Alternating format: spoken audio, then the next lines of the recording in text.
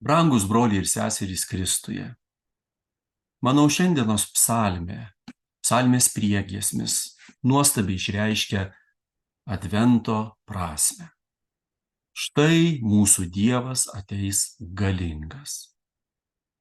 Šiandien sustokime ir atkreipkime dėmesį, nukreipkime mūsų mintis į tą giliausią troškimą mūsų širdyse. Neabejoju, kad jūs tą troškimą turite, kitaip nestebėtumėte šio video.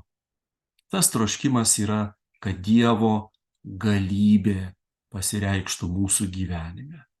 Tiek daug visko vyksta, mes taip lekiam, tiek daug visokių rūpesčių ir iš tikrųjų labiausiai mūsų sukrečia įvykiai pasaulyje, kurių negalime pakeisti ir negalim nieko padaryti ir atrodo negalime išvengti tos neramybės, tos baimės, nerimo, kurie kyla mūsų širdyse, stebime naujienas, gulame, keliame dažnai su tomis mintimis, kas laukia mūsų, jaučiame tą atjautą kenčiantiems, kurių likimo, galim kažkiek prisidėti prie paramos, bet negalime pakeisti.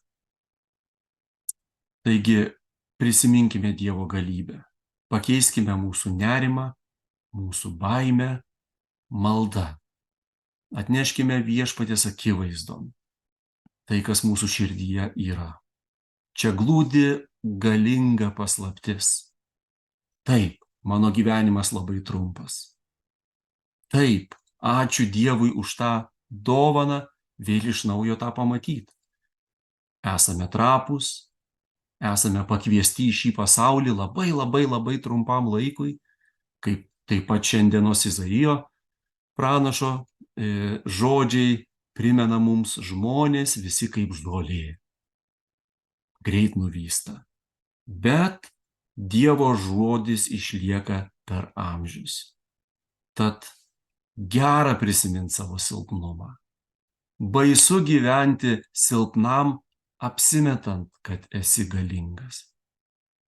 Bet paslaptis, mano silpnumas negąsdina manęs, nes jis įšaknytas Dievo galybėje.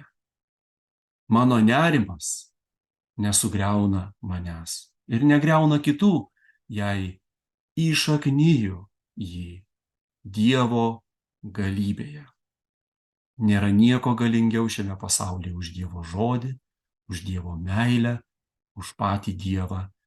Ir šis Dievas per savo sūnų Jėzų Kristų nuolat man kartoja, kad myli mane, trokšta mano laimės, trokšta mane subrandinti į patį geriausią mano paties variantą.